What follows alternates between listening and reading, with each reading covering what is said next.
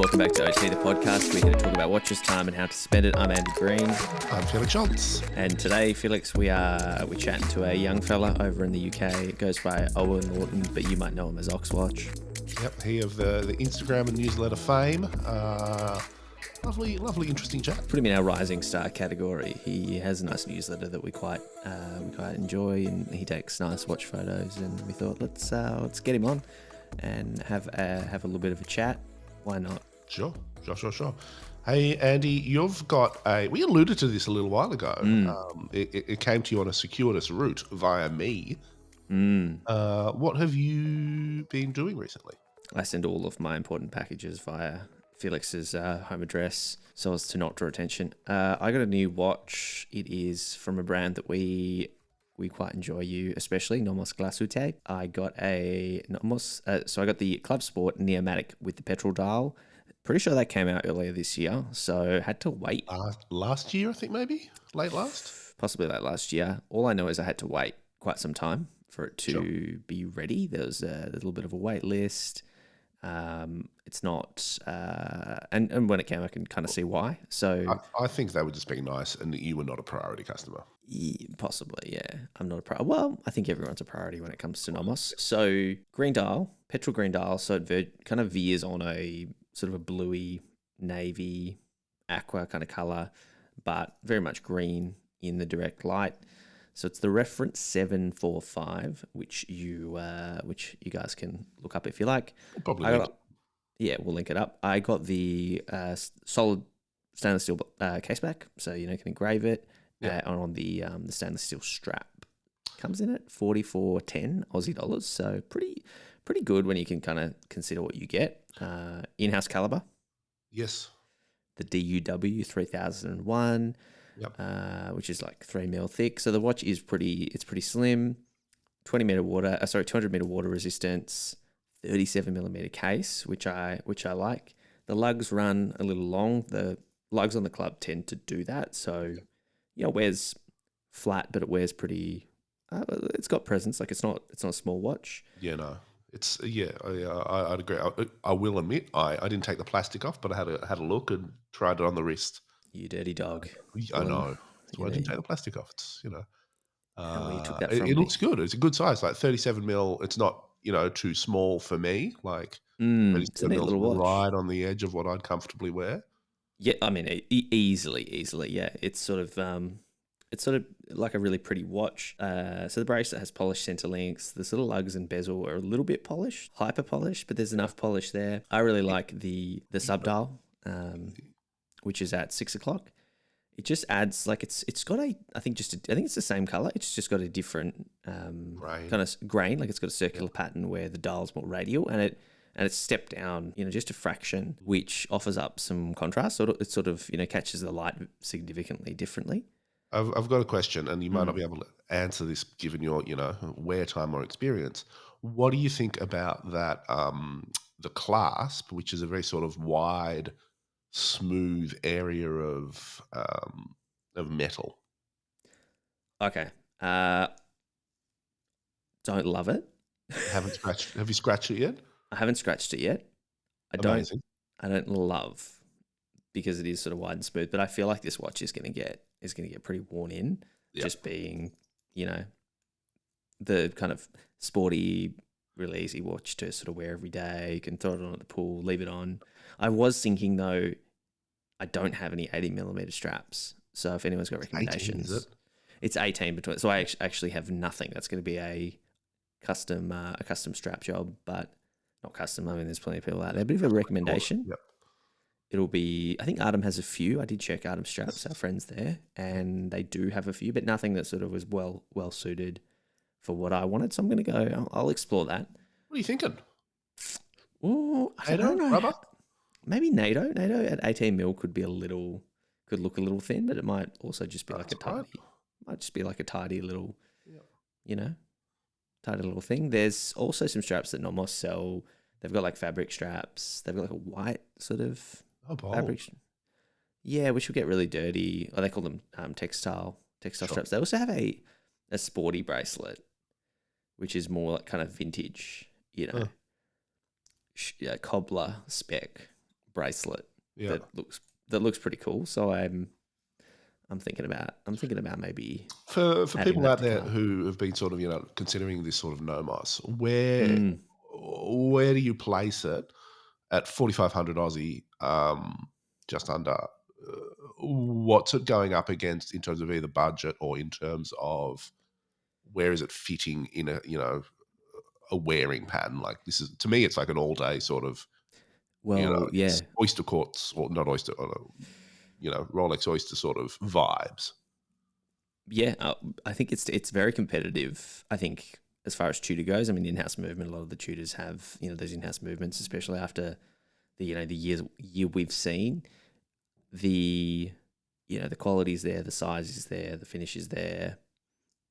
You're right in that ballpark. I mean, Omega's going to be Or quite more. It's Oris is less, more, but I'd argue not as nice. I'll say that not as refined. It's not a 37 mm, mil. Not as classy. Yeah, it's pretty competitive. It's a pretty competitive landscape. I mean, you might be looking at like one of those plain black bays, sure. maybe not the sporty one, the one with the smooth bezel. Yep.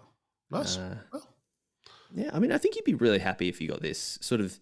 It's probably like your second watch, I feel, or if you're a nepo kid, maybe it's your first watch.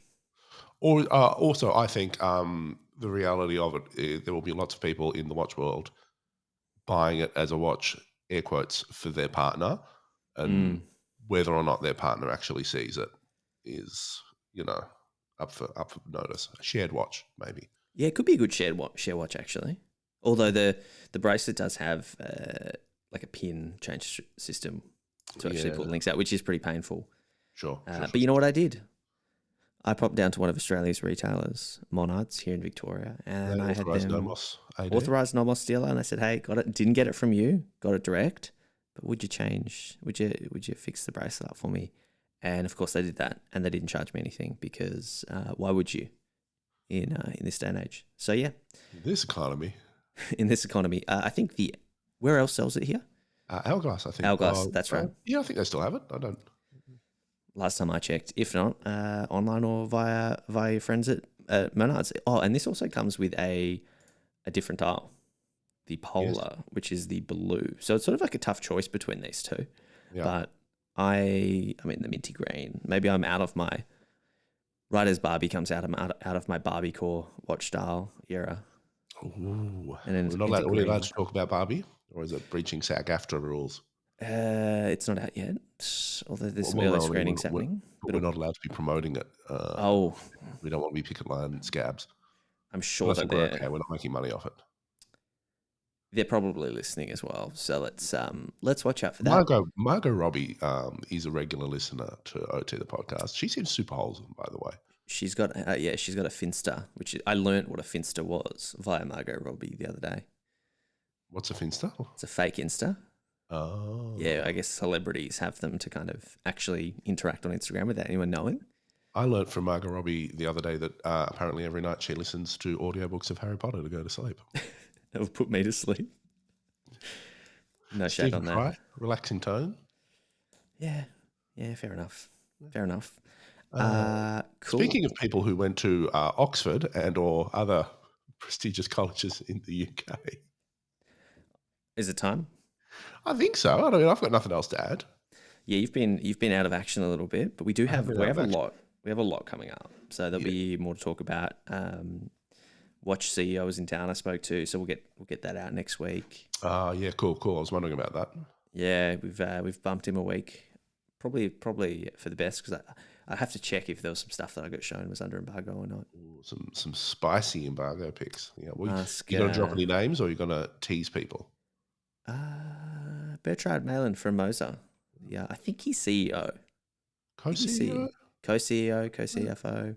Yeah, one of those. So we had Edward on, I think 2021, I think year one of the pod, and now we've got Bertrand.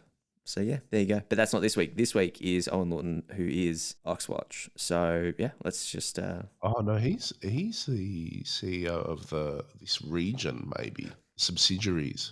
Don't know, but they've been doing some stuff. They've been opening flagship boutiques and expanding quite a bit into Asia and Yeah, I mean, it was my first time seeing the Streamliner, so that's something we talk I about. don't think I've ever seen one. Well, this was my first time, and I mean, look, I talk about it now. I'm very impressed with the watch. Like, it wasn't what I was expecting, but it is very, very nicely done, and it's a very nice watch, and you especially would love it. Yeah, I remember we talked about it a bit when it sort of came out, and there was a Mm, model with like the Vanta Black dials. I think I yes, frothed pretty hard. yeah. I mean, the bracelet is exceptional, truly exceptional. So I was pretty excited. They had a whole suitcase full of those pieces and much more. But Nice. next week, Let's not talk about that now. Let's talk about Owen and the exciting world of watch photography. yeah, just a bit of wholesome watch chat with Owen. Today we're chatting to Owen Lawton, known online as OxWatch, with a beautiful IG and a Substack. You know we love a Substack every Thursday, which gives you a bit of a curated wrap-up of watch news every week. He's joining us today. He's curious of our motivations. Welcome to OT the podcast, Owen. Thank you very much for having me. Only the most honest of motivations. What is it they say about the road to hell? It's paved with good intentions and Rolexes. This is not watch hell as it stands. Oh, and you're just sort of mentioning offline. You've just finished university or uni or college, wherever people are listening. You're a bit of maybe are you the new generation of kind of watch enthusiast? Oh, maybe. That's very kind of you to suggest that I might be. So yeah, I've just finished my 4 years at Oxford, studying materials engineering, and I got into it, and I started my Substack nearly a year ago, I think. We're coming up to number 52. I think we're at 41 now, and I've missed a few. So Happy anniversary! thank you. I remember sending it to Felix because you gave us a shout out. So it's basically the easiest way to get on our radar. Yeah, clearly. I feel like I've gotten on to a few people's radars that way, but not intentionally. My Substack is simply me sharing 3 things I've read this week or watched this week in the world of watches. They don't have to be current. Often they are, but say if I've ended up on a deep dive on ACM, then I'll pull something up and share that to my audience. I'm curious. So you just said you did engineering focusing on material sciences. Yes. So I come across a lot of cool sounding alloys and like proprietary metals reading press releases. How much of that is bullshit? Uh, Genuinely, I have no idea. Often it's so say something like IWC Ceratanium, that's pretty legit. That's a proper. You've taken some titanium, a certain alloy of titanium, heat treated it, and the surface is turned into a ceramic. It's become oxidized, and other things have happened, and it's become very hard, and that's really cool. But more different types of titanium and different types of stainless steel, maybe it's a bit smoke and mirrors. I don't know. I think you do know, but yeah. I am supposed to know, I guess. You know more than me that goes, oh, wow, letters, nice. Type 5, you say. You add a few X's to it, and it seems to be a whole yeah. Add an L. a whole new alloy. So you're kind of also mentioning your kind of career path, patent attorney. One thing Felix and I like to do around Watches and Wonders time every year, which I guess is like February or March, is you kind of have a look at see what the watch brands are doing as far as like filing new patents. And there's always some weird stuff, and you can't really tell very much because they tend to be movement stuff or parts or bits and pieces. Mike, I don't know if I've ever spoken about this, but one of the weirdest things over the last like 20, 30 years, Rolex has one woman who holds, I think, 90% of their patents. Do you know why? I would assume that's their lead for the department or something like that. Someone's got to hold it. Were you thinking, Andy, of some sort of covert industrial espionage, whereas if you hire her away, all the patents go with her, that sort of situation? Because I don't think that'd work. Well, here's from my very basic understanding of patents is like it has to be registered to a individual. Like a company cannot invent something. It actually has to be an individual. And then obviously that individual owns those rights. And I'm sure there's like a separate agreement with the company or something. But yeah, I find it fascinating and probably very, very risky to assign all of your patents to, one person. But I assume there's a bunch of contracts in place to keep those patents with her. Even though she's like she's not a real person, she's been made up. yeah. And if there's not a lot of contracts, guys, sort it out and we can figure out a way to thank me for bringing this to your attention. I want to shift gears away from the dry and dusty world of corporate espionage, which we dealt with the other week. You recently posted a bunch of photos from a pretty fun-looking Rowing Blazers event. Can you tell us about the watch and the event? And So I've done two recently-ish with Rowing Blazers through Eric Wind of Wind Vintage. In January, to start off, I'm quite grateful to work with Rowing Blazers on their watch releases for some photography. I've been doing this work with them since September last year for the second Seiko release. Yep. And then around November, I got a message saying there's a new watch coming out. Would you be able to shoot it? I did all the photos, and then it's released, and it's the Zodiac for Harry's Bar in Paris. Harry's Bar, I believe, is quite culturally significant to Americans in Europe, being a New York bar that I think was packed up during the Prohibition and shipped off to Paris from New York, and then opened on this street in the middle of Paris. And it's associated with all sorts of inventions like the Bloody Mary and the sidecar cocktails. But yeah, I was very fortunate that this release was part of a bigger catalogue of products, and there was a watch in there. And I asked Eric, would I be able to go to take pictures of the event during Paris Fashion Week, of this launch event for these watches and this collection of clothing, because they were originally going, and then they said they were off to Miami for I can't remember the name of the event, the big one, the big vintage fair, and they happily said yes, and I flew off to Paris for 48 hours in the middle of the week of my degree, just during my degree, and snapped some pics, came all the way home, edited them, and sent them off. And they're over on windvintage.com. Yeah, windvintage.com for all your vintage watch needs. Yeah. We like Eric Wind. We've just been chatting to get him back on. Tell me about your photography. You take a nice shot. Have you got a background there? Were you shooting things before watches? No, not really. I think I first got into it with a watch I was given for my 18th, and I just took some photos on my phone and shared them online. I think I did have a camera at the time. It must have been a Fuji XA3, so very cheap, no viewfinder, kit lens, etc. And then I subsequently upgraded that to an XT20, which I still shoot on, so still quite budget. And I use the kit lens more often than not. Just the Fuji it's the XC35, 1855 or something. And I started sharing those on Instagram. Never really gained much traction, made a few friends and people like Edinburgh Timepieces and on Instagram. And then during lockdown, I started posting every day. And this was around the Clubhouse beginning of January 2021 lockdown. I don't know, were you guys on Clubhouse? For a hot second. For about a day. For a hot second, yeah, fair. Well, this is how I ended up meeting Eric and Charlie Dunn and Tony through Clubhouse. And that's, just simply, I wouldn't really have known them through Instagram. It was just through there. I was very fortunate to. Oh, and James Waitlisted, of course. What a talented Mr. Waitlisted. Very talented photographer. Seeing him post every day inspired me to post every day. Kind of just got better and better and better. I'm still not great, but I'm better than I was. I did a Instagram story the other week of some of my old photos 5 years ago versus now, and the difference is quite harrowing, but I've still got so much more to learn. And my style is beginning to change a bit more now. It's almost like practice pays off, huh? Yeah, but I've kind of wanted to try and forge out my own style more recently. I've previously had comments saying, "Oh, this is amazing. It looks like a waitlisted photo." I'm like, "Yeah, okay, but I'd like it to be identifiable as my own."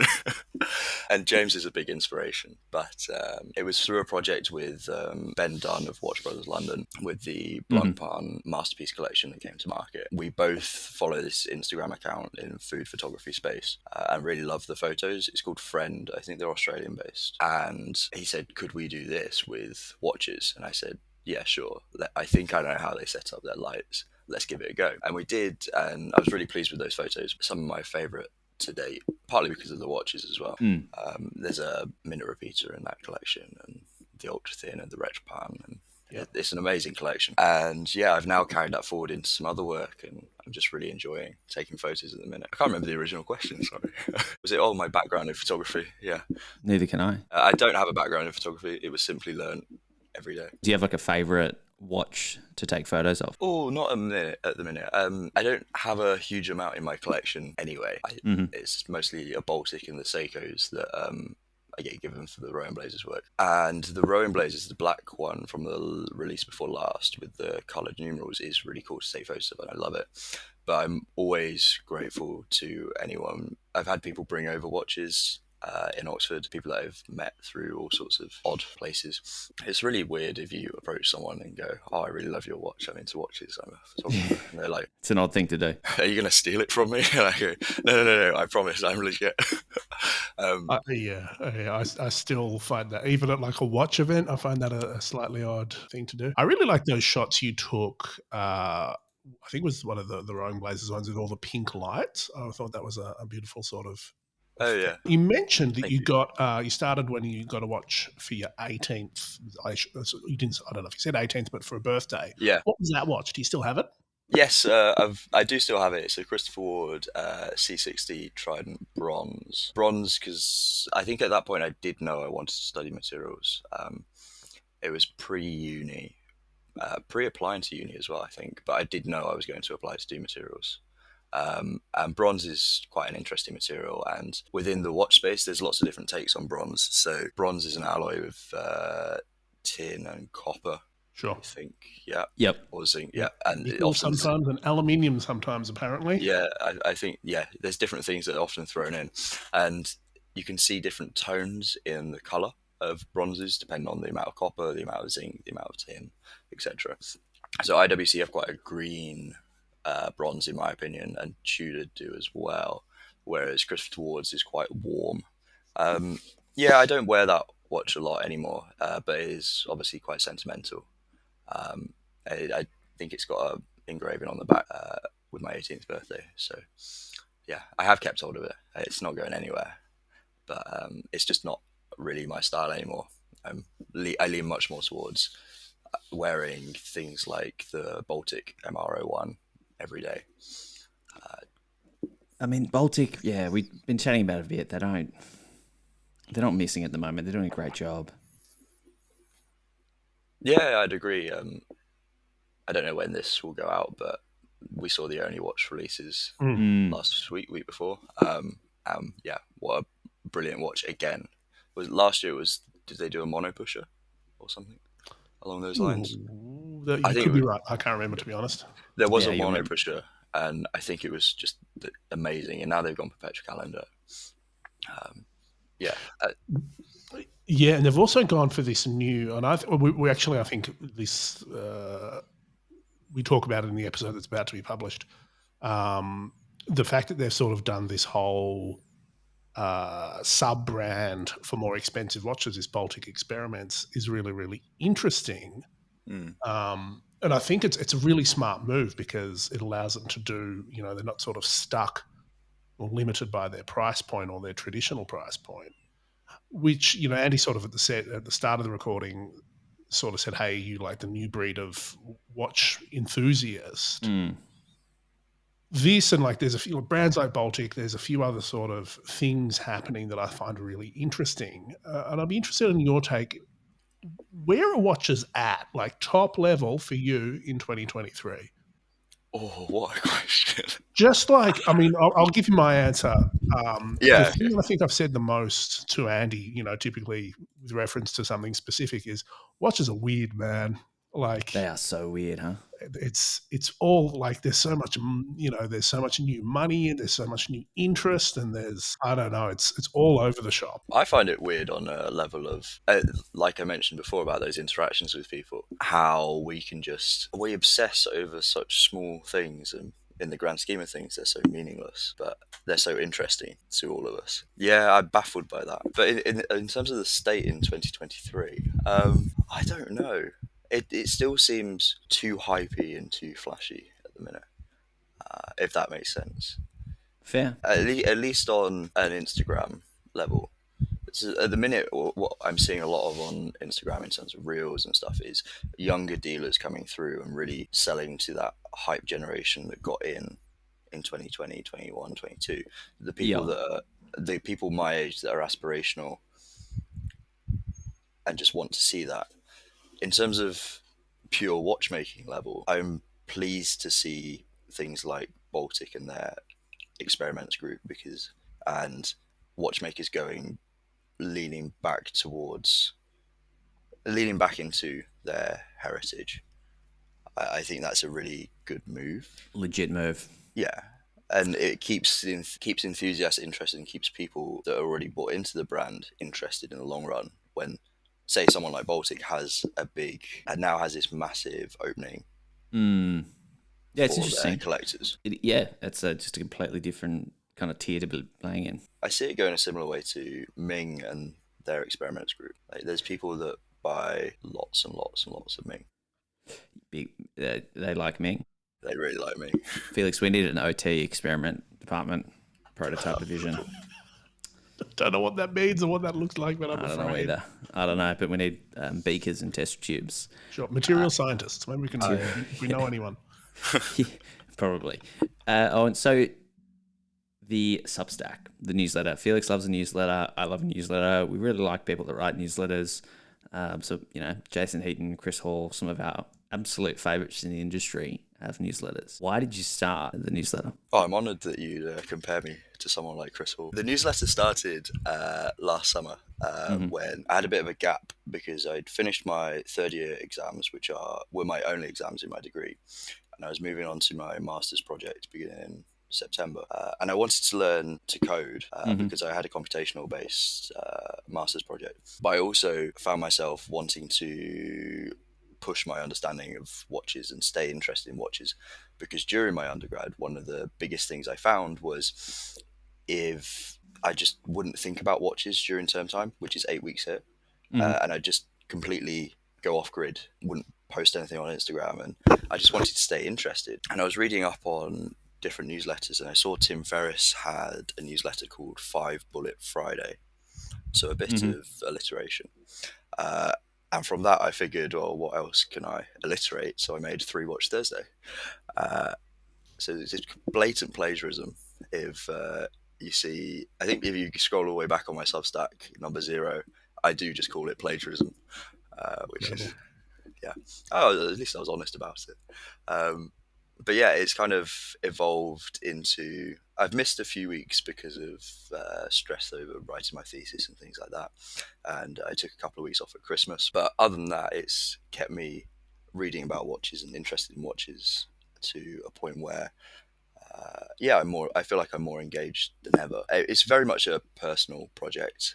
Sure. I don't have a massive reader base, and I appreciate everyone that reads and comments and subscribes. I get sent the odd email that's very kind of people introducing themselves, and I think it's a nice way to meet other people as well. To think that anyone cares about what I read and write is amazing. I'm baffled. It's going well. Yeah, it's a good time with it. Yeah, I'm enjoying it. I sit down every Wednesday around lunch, and if it's been a slow week on my side, I'll be reading. I'll be quickly scrolling Hodinkee, ACM, Monochrome, and seeing what's happened. But if it's been a week where I've been quite engaged, it's quite easy to write. I've got a really long dormant Substack, and I've been promising to restart it for, I don't know, at least a month. I think my newest strategy is I'm maybe going to do it at the end of the week after Chris's has come out. Well, see, that's the problem. Exactly. Yeah. So you can just read what he's done and maybe copy it and be inspired by it. Chris has just taken Fridays now, and he has. Him and Tim Ferriss. I split it up. I'm quite grateful to have whacked mine out on a Thursday. And when I see something that Chris also writes about, I'm like, oh, okay, I got there first. Not that it means anything really. No, it's all, like you said, it's a nice little sort of friendly community at that space. I think it's cool. It's good to sort of, I like that practice of doing it for to sort of keep your hand in and like to stay engaged with something. I find it's not quite like mindfulness. It's almost like commercial. You're trying to sort of force yourself to keep the habit, which is interesting. It fully is a passion project, especially as someone that I wouldn't consider myself to work in the industry. I dabble from time to time with the odd article and a piece of photography. So yeah, it just keeps me reading and ticking over as to what's new. Yeah, and learning as well. We've talked a bit about, what you think about watches, but what excites you, like actually in a watch? Like, what do you desire in a watch? I think it's innovation. So this is, I think I've only really realized this recently. Obviously, I like vintage inspired watches and things like that, but I was at a car event in London the other week where Breguet was the lead partner, and Sure. I was chatting to their watchmaker on the stand there. They had some watches there, and there was a watchmaker with a microscope hooked up to a bigger screen for people to see. I had a really good chat with him, and we were chatting about, they have a hairspring system or a balance system where there's magnets, and you know how usually you'd have your balance staff and it's between these jewels, and it say you've got Inca block kind of thing where you can take some shock and it moves up and down, left to right, just so that it doesn't get damaged. They have this system where that balance staff on one end is in the jewel, and on the other end it's held in place with magnets. And you think, well, why are you putting magnets in a wristwatch? That's a bad thing usually. You don't put your watches near your computers and etc. etc. But their balance spring is silicon, and all the parts close by are silicon, so it doesn't have any impact. It's just these magnets on the end of this balance staff keep it levitating in place. I thought that was an amazing idea. It is patented, obviously. So the magnet's in there because it provides more reliable shock resistance. Like you can move around and not break the hold if it's attached with a magnet. Yeah, I assume so. Okay. This is patented, and I haven't yet gone and found the patent. Sure. But I assume that would be their argument for a technical benefit. Like, this is the technical solution that's provided to the problem. It provides better shock resistance, most likely. But it was really curious as to when you make all the parts in the surrounding out of silicon as well, or the necessary parts, it really doesn't affect the timekeeping of the watch. It's simply there. You can put magnets in and it's all fine. Yeah, nice. But yeah, that innovation was really exciting, and I had probably had about a half-hour chat with this watchmaker. That's great. Probably getting in all sorts of other people's way who were there for for just the glitz Stuff and it. glamour. That's what you're there for. I mean, if I was that watchmaker, I'd rather chat to someone that is engaged than Yeah. He recommended a few good books as well. I've written them down, but I can't remember them. Yeah, sick. Yeah. Well, on the other side of the coin, so if it's innovation that sort of is what you're interested in, what just makes your eyes glaze over? Oh, I'm at a learning stage with watches, I think, and I don't think I've seen enough yet to know that. Fair. Yeah. I mean, I think that's, It's probably for the best. Wide-eyed optimism. Let's keep it going. Yeah, let's call it that. Maybe something like things like the hyper modern. Not really interested in. Like the Zenith have a lot of really modern stuff they're coming out with. Yeah, sure.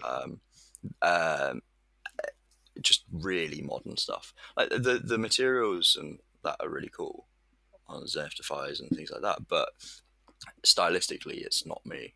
It won't ever be me. It's too much. It's too new. Yeah. We were talking before how you finished up school and you went to a fairly prestigious, internationally renowned school. I'm not sure if we mentioned it on air. What's the watch game like there at the English college university scene? Well, that's a good question. Oh, this is a really good question. Is it like all Apple watches or like Daddy's Cartier? Yeah, set the scene for us at Oxford. Before you answer Felix's question, set the scene. What is it? Countryside?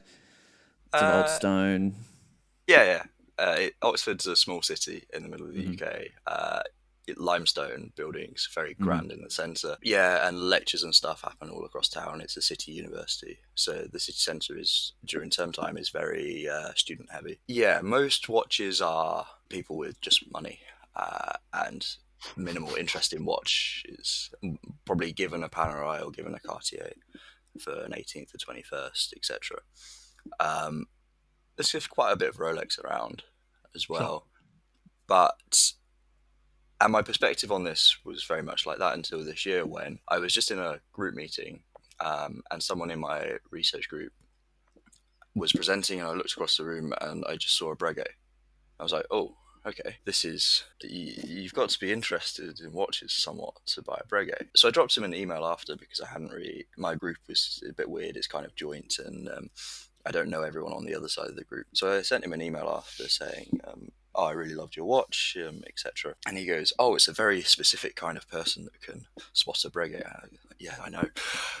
And and he goes, yeah, he had 2 Breguets and quite an interesting tag chronograph, which Cool. I think is on my Instagram. Watch community generally in Oxford is picking up. We've recently got a Red Bar Oxford. Oh, wow. Well, there's been one in Cambridge for about a year or 2, and there's one in Bristol.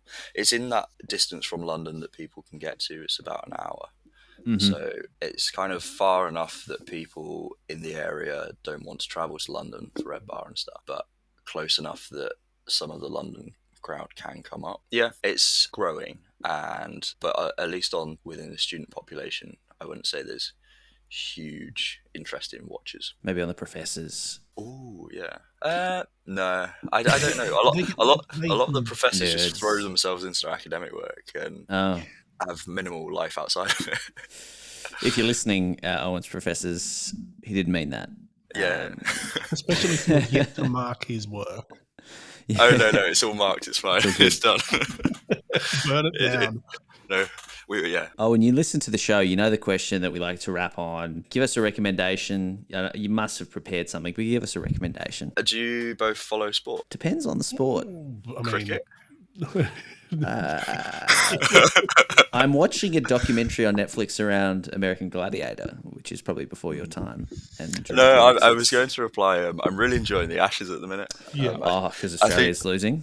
I think England. It's 2-1 Australia, but I think England are going to win 3-2. I'm mostly enjoying it through the memes, I'll be honest. Yeah, that's fair. No, it's a really good series. I don't really follow too much Test cricket the rest of every cycle, but no, the Ashes this year has been really great, and I've had it on in the background a lot when I'm taking photos of watches on the other side of the room. I've got one last specific recommendation for you. You mentioned a few great sort of watch photography accounts. Shout out any other people you think are sort of best in class for watch photography. Oh, best in class for watch photography. So there's obviously Waitlisted. Waitlisted is very good, yeah. I like Bowl of Salmon. I think Yes. he's taking a bit of a step back. I think he's a bit of a creative rut at the minute. I really hope he comes back with full force because his photos are amazing. I'm trying to think who else is really inspiring. I kind of live in this bubble of the people that I've interacted with and engaged with. Sure. I'd say for non-watch photography, and he does deserve a shout out, is Marcus of Sims Watches. He does a lot of watch data stuff. Oh, yeah. I've sent him some of my data before, but a lot of his data is just he's scraped himself from Chrono 24. What's the handle? Sims Watches, SIEMS Watches. I think he's based in Germany, or he's German. Oh, yes. And he writes a lot for Talking Gold about, Hammer. hand length in mid-century watches. Yeah, it's really niche, cool stuff like that. He's been around data a driven. while. Yeah, he's been publishing about a year and a half, I think. Or at least I've noticed for the last year and a bit. Graphs, these little pretty graphs, nice photos. Owen, thank you so much for joining us. Well, thank it's been you a very pleasure. much for having me. It has been a pleasure. You put this in your newsletter. Yeah, don't you worry. Have a lovely day. You got the day ahead of you. It's evening here. Yeah, We'll catch you soon. Yeah, definitely catch you soon. Nice guy, Felix. It's always kind of cool to kind of shift gears and just chat to an enthusiast collector. Yep, regular people of the watch internet that make it great. Yeah, exactly. So I think if you haven't already found it, get onto Owen's newsletter. Felix will link it up. Of course we will. Make sure you join our Discord. It is where all of the drama and controversy happens. Currently, there's questions about the wristwatch choices of King Philippe of Spain happening. There you go. I've not seen that yet. There's Right, also spoiler. Oh, yeah, an enthusiast group in there as well. If you want to get in touch with us to give us money or great ideas or guest suggestions, you can do that via email, otthepodcast@gmail.com, or you can follow us on Instagram, ot.podcast. Of course, tell your parents, tell your friends, tell your aunties and uncles, tell people on the street. Uncles. Rich uncles especially.